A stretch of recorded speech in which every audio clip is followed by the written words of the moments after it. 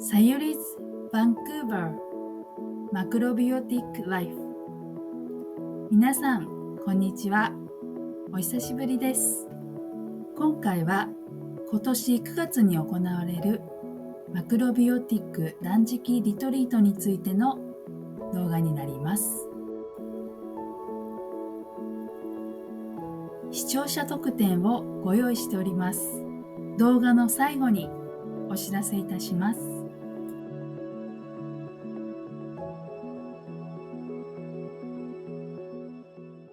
この度は、今年の9月11日から14日に行われる、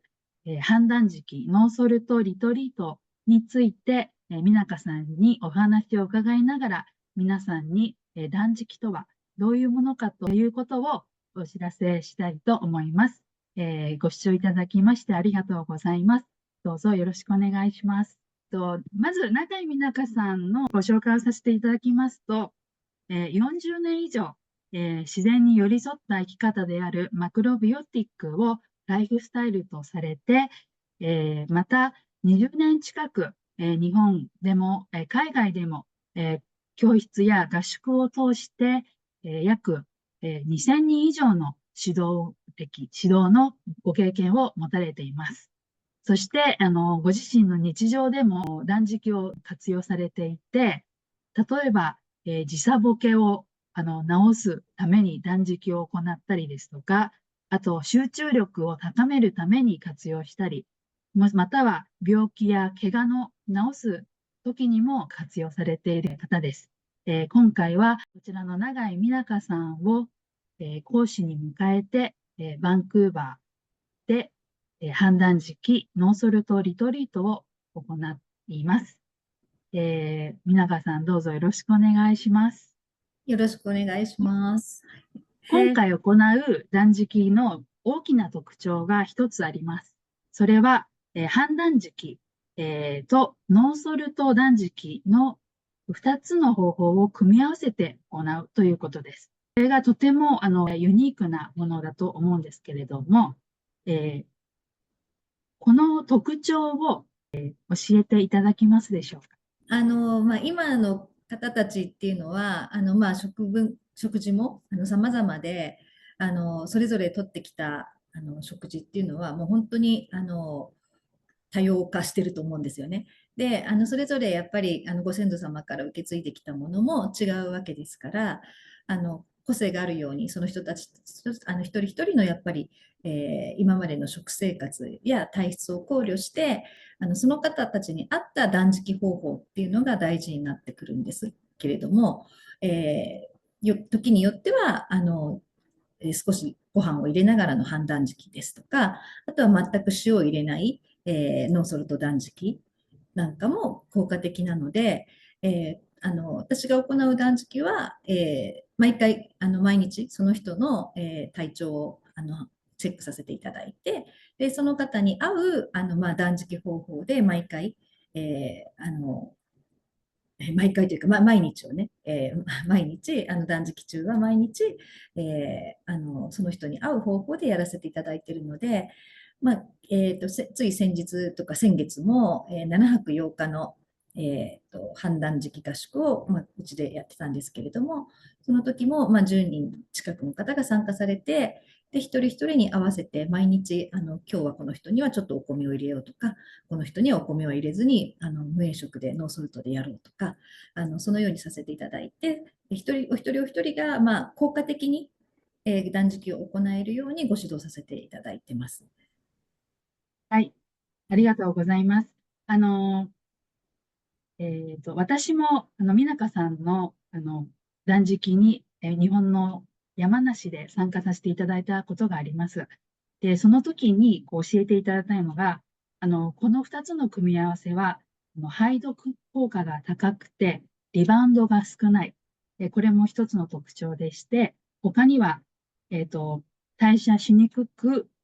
蓄積されているもの、体に蓄積されているものを、深いところから、お掃除できる。つまりはデトックスができるっていうことだと思います。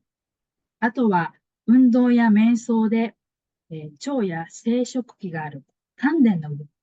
の気を高めるという、そういったことも狙いとしているっていうことをお伺いしました。今回の判断時期とノーソルトの断食をすることでのその他の効果、がもしありましたら教えていただけますか？はい。で、うんうん。やっぱり断食の目的っていうのは、やっぱ体のリセットだとは思うんですよね。で、やっぱり、やっぱり消化器官、私たち毎日日々使ってるのがやっぱり消化器官だと思いますので、まあ、全く食べない断食っていうのが合う人っていうのは現代にいないと思うので、私のところではいつも半断食でずっともう17年ぐらいかな、判断時期で指導させていただいてるんですけれども、あの、朝食にするだけでもね、やっぱり消化器官を休ませるっていうことができまして、で、消化器官が休まって腸がお掃除されて、きれいになっていけば、腸内環境がきれいになっていけば、腸と関係している肌もきれいになってきますし、腸内環境イコールやっぱり自分の周りの環境でもあると思うので、仕事関係とか、人間関係、夫婦関係、子供との関係、仕事の関係とかそういったこともどんどんスムーズにスマートに、なっていくと思うんですよね。なので私は自分自身のためにもやっぱり年に4回ぐらいは、判断時期を行ってはおりますね。で、うん。実際、そうです、マクロビオティックというか自然に寄り添った生き方をもう、30数年、実践していて、え全部やっぱり思い通りにはいってますね。人生どんどん思い通りにはなっていってますね。うん。はい。はい。現代人に向けた、断食法であるっていうことをお知らせしているんですけど、美中さんも今おっしゃっていただいたように、現代私たちは、ご先祖様から受け継がれた、そのおじいちゃん、おばあちゃん、その上の人たちの時代から、やはり、食事が、あの、油だったり、塩だったり、濃いめの味だったり、もしくは化学調味料なども入ってきていて、あとは、薬などもすごく発達してきて食べて、含んできた人たちが多かったり、あとサプリメントを含めて、食事が複雑化してきたと思うんですね。そういったものが、やはり私たち自分が食べたもの以上に親たちが食べてきたものがこの体に入っているので、それを取るためには、やはり、普段の食事を気をつける以上に、やはり断食によってお掃除をする作業が必要という理解でよろしいでしょうか？はい。今ね、やっぱり一番問題なのは添加物とかうん。薬農薬だと思うんですけれども、そういったものって、お野菜とかね、普通の牛とか豚とか魚とかよりも、やっぱり体の中に蓄積されてしまって、がんっていう、ね、漢字も品物の山って書きますけれども、要はやっぱり添加物とか薬の山だと思うんですよね。なかなか私たちの体から代謝しにくいので、そういったものを代謝するのも、やっぱり断食は効果的だとは思います。で、私も、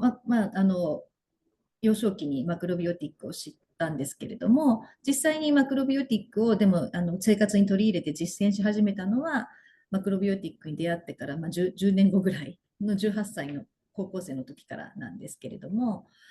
そこから、その時自体、もう断食から入ったわけなんですよね。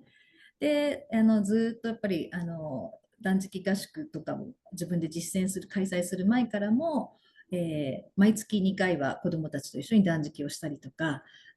日々日々というか、毎年、定期的に断食は取り入れてやってきてたわけなんですけれども、現代人はやっぱりすごくその添加物とかの蓄積が多くて、なかなか日々の、食事だけでは改善しきれないところがあると思うので、断食を定期的に入れていくってことは効果的だと思うんですよね。で、まあ、実際ちょっと断食を、まあ、入れてないがために、マクロビオティックを実践していても、病気になっていったり、がんになっていったりする方もやっぱり見てきていますし、で別に脅すわけではないんですけれども、断食するとより思い通りになっていく人生っていうのは、実現が早いと思うし、どんどんそれは思い通りに実現していくと思いますし、まあそうですね、日々断食を日々というか、一回断食合宿に出ていただくと、その後ご自分でも生活に取り入れて、ご自分なりに実践していくことができると思うので、まあ、一度指導者のもとで体験していただくのはいい機会かなとは思いますね。ははい、い。ありがとうございます。ここでマクロビオティックということを、が出てきたんですが、マクロビオティックの生活、食事をしているというのは、もう少し違った言葉で言いますと、穀物菜食、野菜と穀類中心で動物製品は控えめにしていくというような、そんな言い方もできますでしょうか。そうですね。マクロビオティックって何かっていうと、うん、自然と寄り添った自然のすべてのものと共存共栄していく生き方なので、食べ方に特化したものではなくて、うん、生き方、生活すべてだと思うんですけうん、れども、食べ物に関して言えば、やっぱり震度富士って言って、この体と土地は分けることができないっていう意味の震度富士っていう言葉がありますけれども、その人たちの、住んでいる場所、あるいはご先祖様から受け継いできた体などによってその人それぞれが、に適した、ね、食べ物っていうのは違いますから、マクロビオティックっていうのは一つの食事法をみんなに押し付けるものではなくて、自然と寄り添った生き方うん、なんですけれども、例えばちょっと私も来月から1ヶ月ちょっとヨーロッパに行くんですが、やっぱりその、寒いところの、フランスの方にも行けば、暑いところのスペインの方にも行ったりするので、やっぱりそこの土地に住んでる人たちの、震度不自を考えたやっぱりお料理を提案していかなきゃいけないうん、ので、日本だったら穀物菜食で合うのかもしれないですし、寒いヨーロッパの、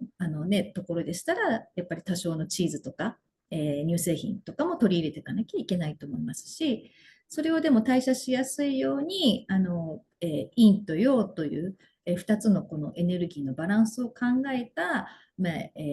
食事の食べ方の知恵うん、とかをお伝えできたらなって思ってるんですよね。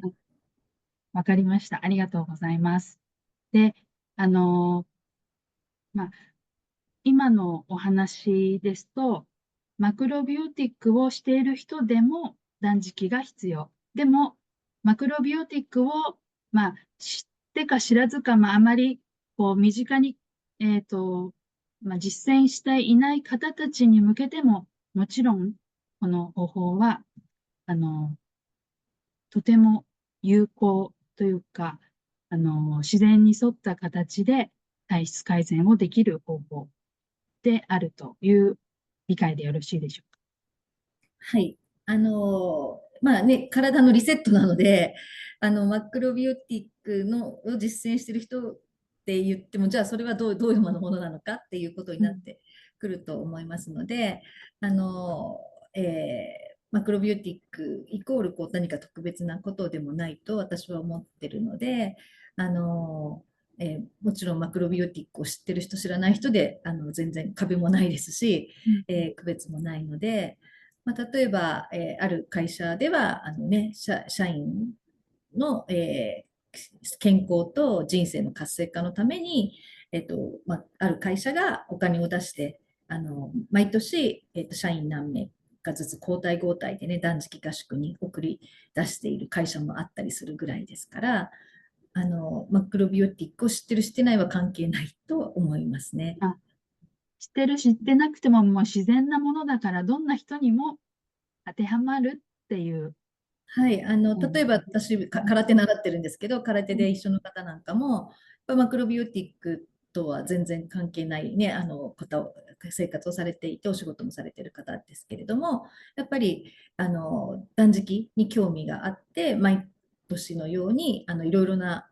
日本全国でやってる断食のところを調べて、いろんなところに参加したりとかしてる人もいたりしますしうね。ん。えはい、はい。わかりました。では、そこに続きまして、どんな人におすすめかというのは皆さんにっていうことですけれども、例えばですね、年齢別に、お子様から、ノーソルト断食で言うと、35歳以上になると、あの、いろいろな体の不調が出てくる。それは、ノーソルトをすることによって効果的っていうようなことが教えていただいたと思うんですけれども、その年齢に達さなくても、その35歳以下、10代、20代の方に対しても、あの、そういったこと、ノーソルトは、有効なんでしょうか？ね、子供はまだね、こういろいろなものを溜め込んでいく時期なので、ただ、やっぱり幼少期っていうのは土台ですから、土台作りがすごく大事なので、人生のね、土台作りが大事ですから、幼少期、やっぱり粗食っていうのが一番なんですけど、土台を作るにはね、粗食が一番なんですが、今のやっぱり子供たちはやっぱり飽食に慣れてはいると思うので、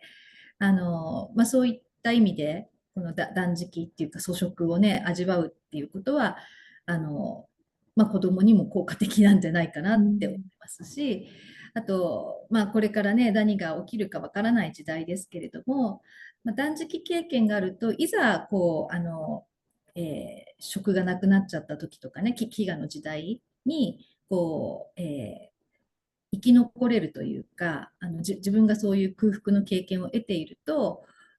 そういう、もし、飢餓の時代なんかが来たとしても、生き残っていける力は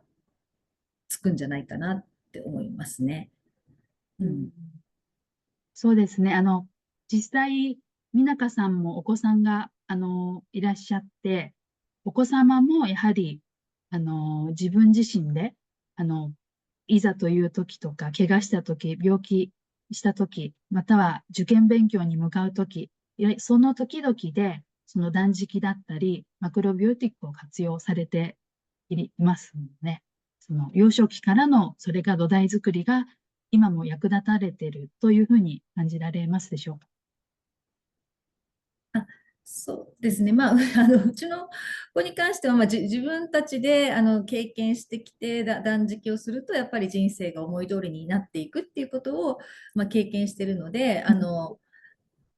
去年、娘のお話し会っていうのをね、夏にやったんですけれども、その時、娘が言ってたのは、やっぱり自分が経験したから、いざ自分の人生で大事な節目に立った時に断食をすれば、思い通りに行くんだっていうことを体感してきたから、毎回それを取り入れて、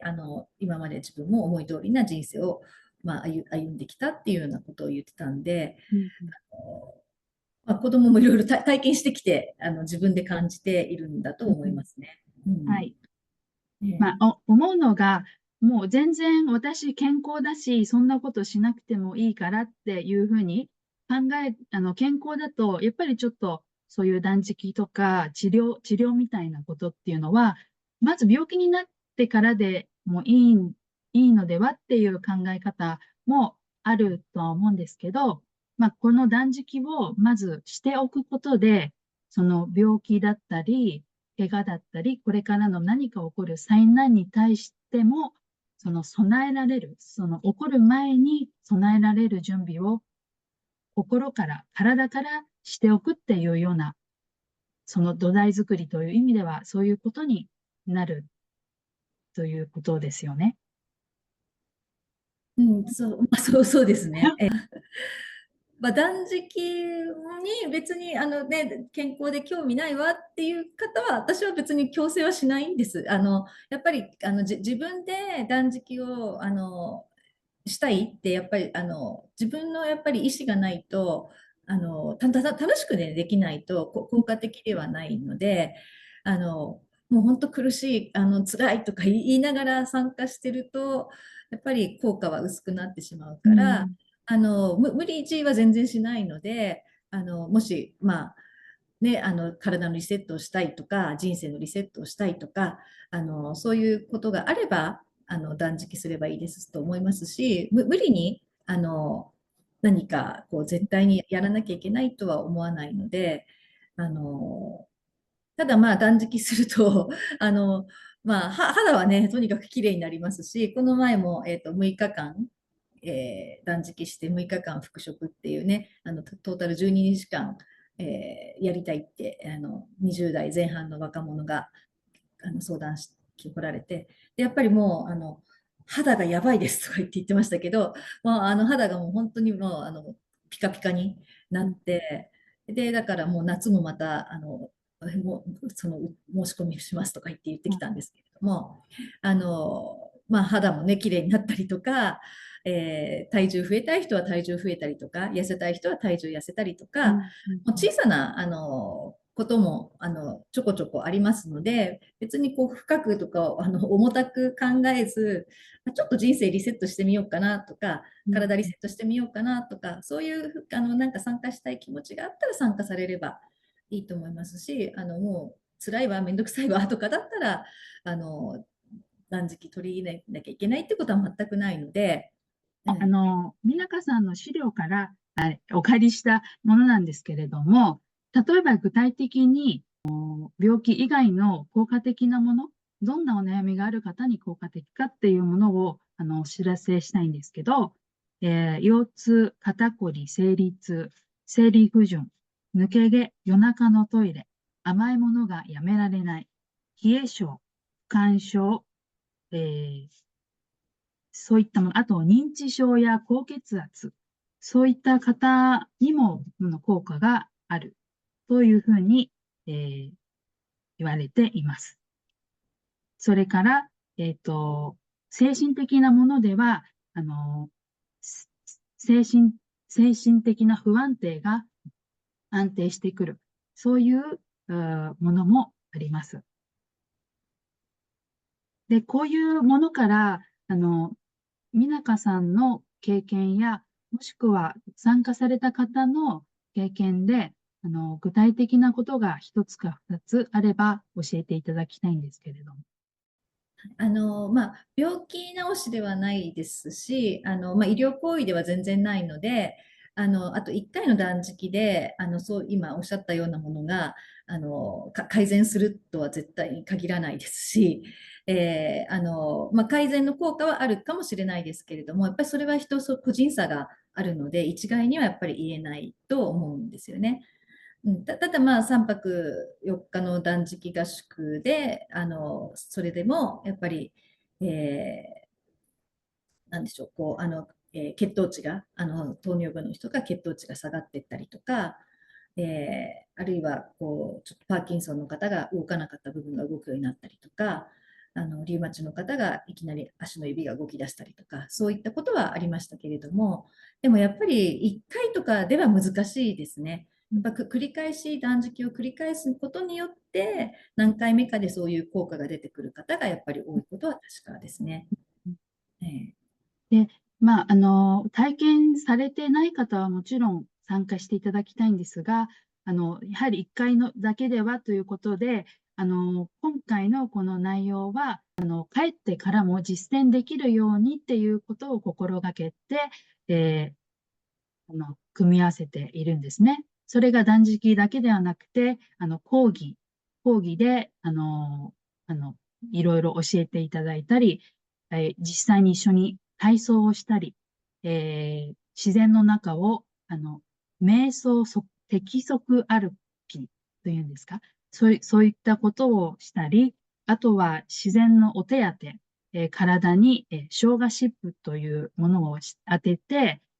内臓の、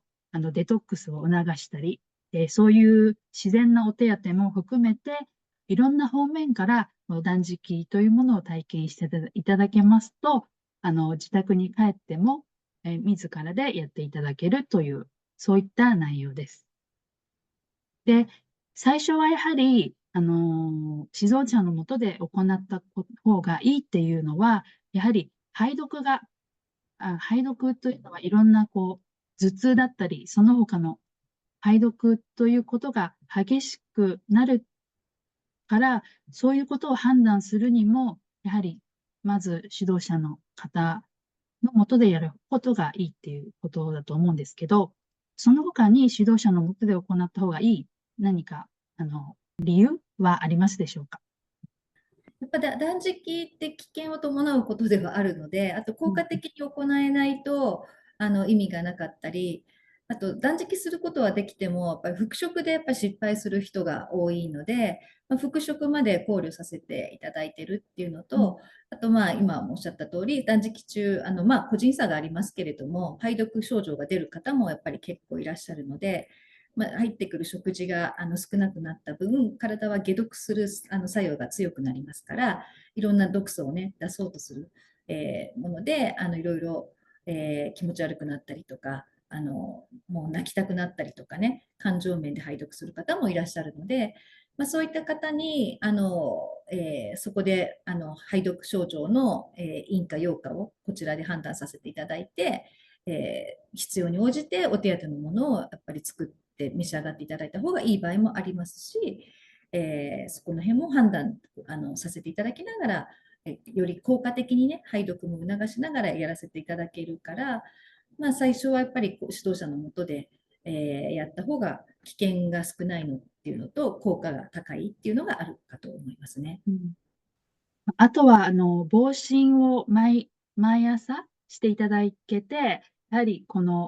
その時の症状を見ていただいて、どこにどんな配毒があるかっていうことを、こ見てもらって、もしくは自分でも知ることができるので、今後にもその自分がどんなその頭痛が出た時に、やっぱり断食ダメだってストップするんではなくて、これは排毒だと思って、で、頭痛を受け入れて、そして自分でもそのデトックス、断食ができるっていう、そういうその目安が、わかるんではないかなと思います。先ほども、美中さんおっしゃっていた通り、人生が思い通りになって愉快な人生が送れますと言いましたけれども、例えば美中さんの実体験や、あと、参加された方の実体験がありましたらいくつか教えていただけますか？いつもうちは大寒合宿の時に、最後の日に、大寒ね、1月の大寒の時に、1週間、皆さん断食終わった時に、それぞれの願い事を書いてもらうんですけれども、もちろん私は、それを拝見しないので、知らない内容ですけれども、1年経った後に、やっぱり皆さん、やっぱり半数以上の方が全部叶ったってやっぱりおっしゃってたりしますし、私自身も、いつも大寒の時には自分で1年の目標を立てるんですけれども、やっぱ毎年それ全部やっぱ思い通りに叶っていってるんですよね。で、それは別に私利私欲に基づいたものではなくて、やっぱり周りのため、世界のためになるようなことをもちろん書かせてはいただいてるんですけれども、で、実際夢が叶って、自分のお店を持った方とか、夢が叶って自分の希望通りの就職先に入った方とかね、それは様々ですし、あといいパートナーとの出会いがあって、結婚したとかね、あと、赤ちゃんずっと欲しかった方がすみません。ずっと赤ちゃんが欲しかった方が、えー子供を授かることができたっていうお話でしたね。はい。そういったいろいろなことが、その、今全部叶ったっていうことですか？もちろん個人差はあるので、そこに詐欺じゃないので嘘は言いません。やっぱり、叶わなかった人もいますし、でも私はうん。叶わなかったとしても、それはその人にとってそれは必要ないことだったんじゃないかなって思うんですよね。例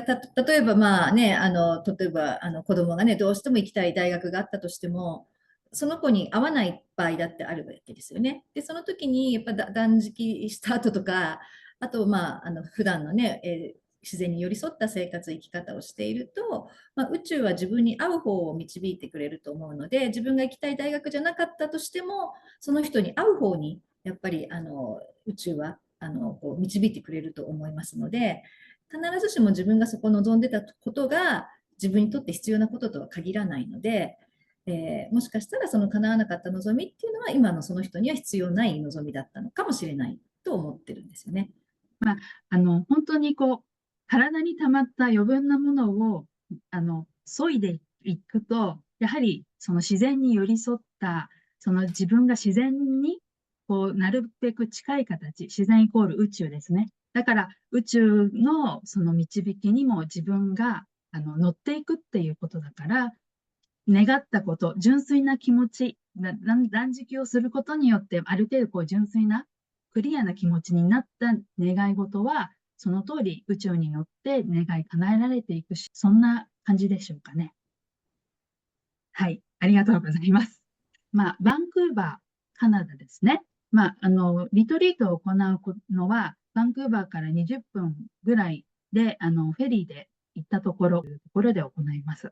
で、美中さんは昨年、バンクーバーにいらしていただいて、環境など雰囲気を感じていただいたと思うんですが、その時にも、バンクーバーで行うには、その日本とは違う、そういったことも感じられたと思うんですね。で、バンクーバーには、もちろん日本人、在住されている日本人の方もいらっしゃったり、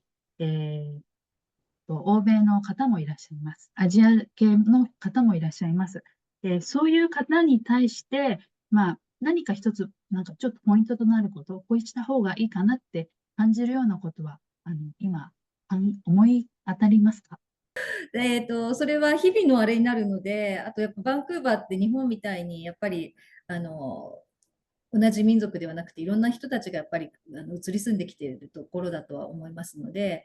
ちょっとそれは一概にはやっぱり言えないと思いますし、1年間私もバンクーバーにいたわけではないので、ちょっと四季を感じてみないとわからないっていうところもあるので、今ちょっと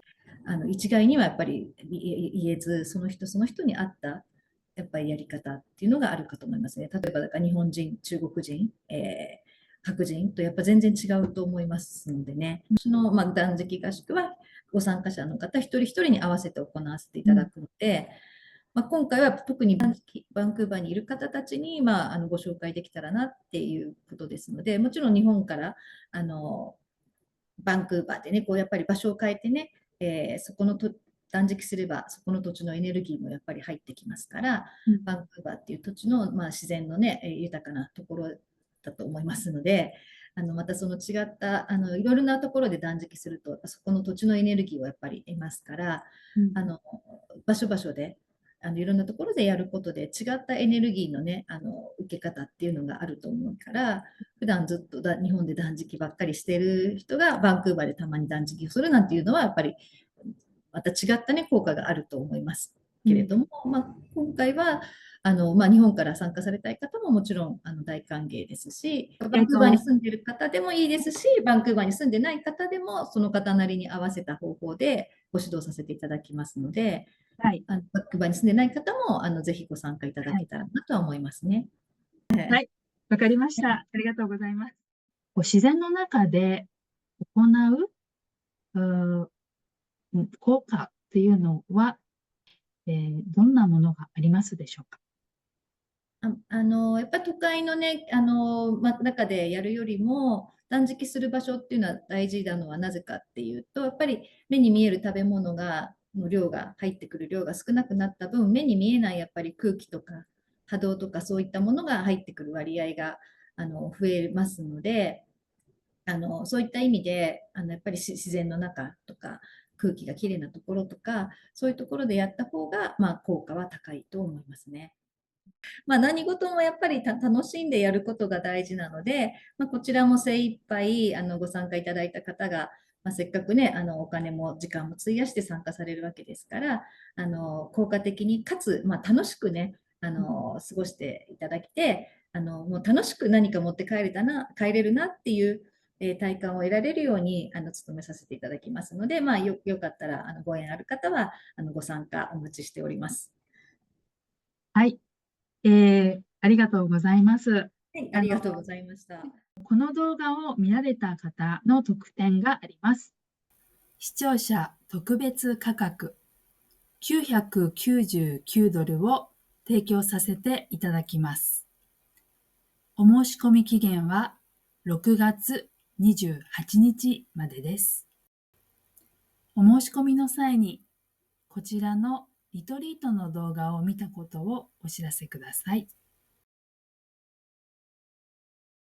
リトリートの詳細は概要欄に載せております。